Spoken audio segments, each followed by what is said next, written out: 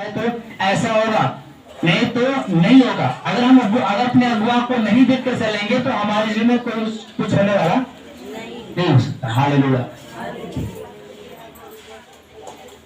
वे चलते चलते बातें कर रहे थे कि अचानक अग्नि में रथ और अग्नि में घोड़ों ने उसको अलग अलग किया और एलिया एवेंडर में होकर स्वर्ग पर चढ़ गया और उसे एलिसा देखता और पुकारता रहा, हाय मेरे पिता, हाय मेरे पिता, हाय इज़राइल के रथ और सवारों। हालेलुया। अचानक क्या हुआ? चलते चलते अचानक एक बहुत बड़ा रथ आता, अग्नि में रथ आता और इतना तेज बवंडर उठता है। एलिया जाकर उस रथ में क्या होता है? बैठ जाता। मतलब बवंडर इतना तेजी से आया कि उठाकर एलिया को ले जाके उस रथ में अग्नि में क्या किया? बैठा। अब वो स्वर्ग में जा रहा है। कौन जा रहा है? एलिया। उसका चेला क्या कर रहा है? हाय मेरे पिता, हाय मेरे पिता। हालेलुया। हाय मेरे इज़राइल के रथों सवारों। मतलब तो एलिया कहां जा रहा है? स्वर्ग में जा रहा है। एलिसा देख के पुकार रहा है। जब उसको फिर देख न पड़ा तब उसने अपने वस्त्र पकड़े और फाड़ कर दो भाग कर दिए। फिर उसने एलिया की चादर उठाई और जो उस पर से गिरी थी और वह लौट गया और यरदन के तट पर खड़ा हुआ।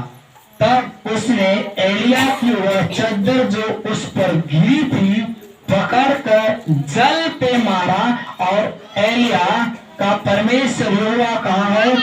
जब उसने जल पर मारा तब वह इधर उधर दो भाग हो गया और एलिसा पार हो गया। हालेलुया। हालेलुया। जब चलते चलते चलते चलते एलिया जब चल रहे थे, चलते चलते बहुत तेजी से एक हवा उठा, बवंडर उठा और बवंडर में उठा कर लेके चला गया और स्वर्ग से एक रथ में अग्नि जो आता है, अग्नि में रथ, उसमें एलिया जाकर बैठ जाता है। वह तुरंत स्वर्ग की ओर जब जा रहा है, उसका चेला एलिशा, हाय मेरे पिता, हाय मेरे पिता, हाय इज़राइल के रथों सवारों, चिल्लाया। तो स्वर्ग में उठा लिया गया। कौन? एलिया। जब स्वर्ग में एलिया चला गया तुरंत एलिशा अपने घुटने टेका, अपने कपड़े को क्या किया? फाड़ दिया दो भाग। इसके बाद वह जो एलिया के ऊपर जो चादर थी उड़ते उड़ते आई उस एलिशा के ऊपर ठहर गई। जब एलिशा के ऊपर वो चादर ठहर गई, एलिशा ने उस चादर को अपने कंधे पे रख लिया। हालेलुया। और चलते चलते चलते चलते फिर यरदन के पास गए, जो यरदन नदी, वहां यरदन के पास जब खड़ा हुआ तो पानी पूरा भरा हुआ है और उसने चादर को क्या किया? मोड़ा और उसने कहा है इज़राइल के परमेश्वर। हालेलुया। तुरंत उसने चादर को ऐठा और यरदन नदी पे ऐसे ही मारा और तुरंत वह यरदन दो भाग में हो गया और एलिशा पार हो गया। हालेलुया।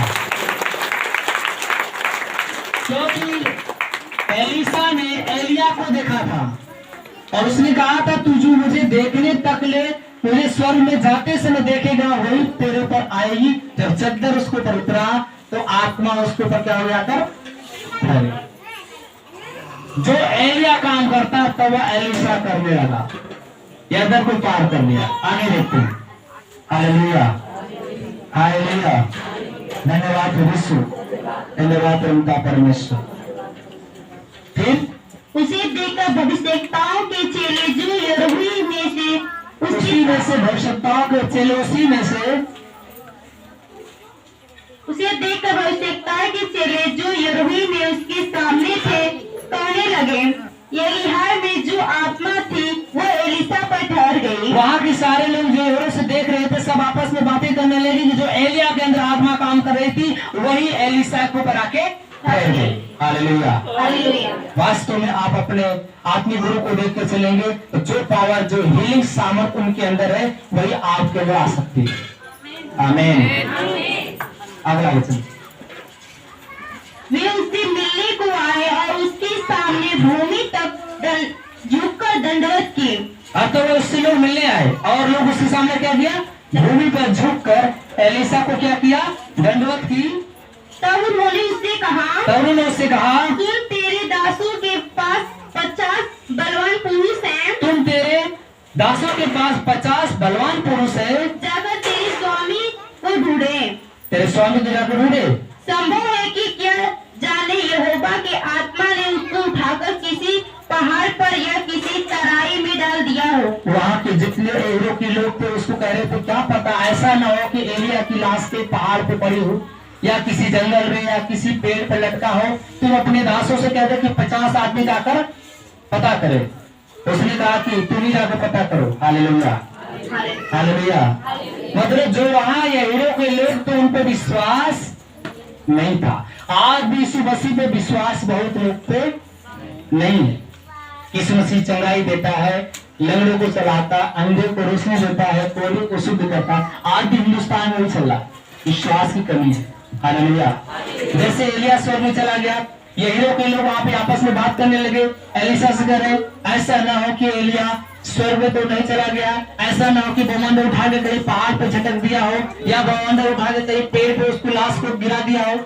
ऐसे लोग आपस में बातें करने लगे। आगे क्या होता? तब उन्होंने उसके यहाँ तक दबाया कि वह लज्जित हो गया। जब उन्होंने उसको यहाँ तक उसको दबा दिया तो लज्जित हो गया। तब उसने कहा, भेज दो, भेज दो। और तब उन्हें 50 पुरुष भेज दिए तो उन्होंने 50 पुरुष भेज दिए और वे उसे 3 दिन तक ढूंढते रहे। तब लोग एलिया को 3 दिन लगातार ढूंढते रहे, परंतु लोग नहीं पाए।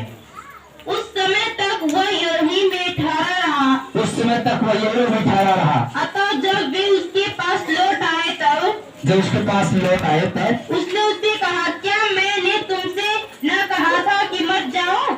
मैंने तुमसे नहीं कहा था कि तुम मत जाओ, क्योंकि स्वर्ग में चला गया। मेरा गुरु कहाँ चला गया?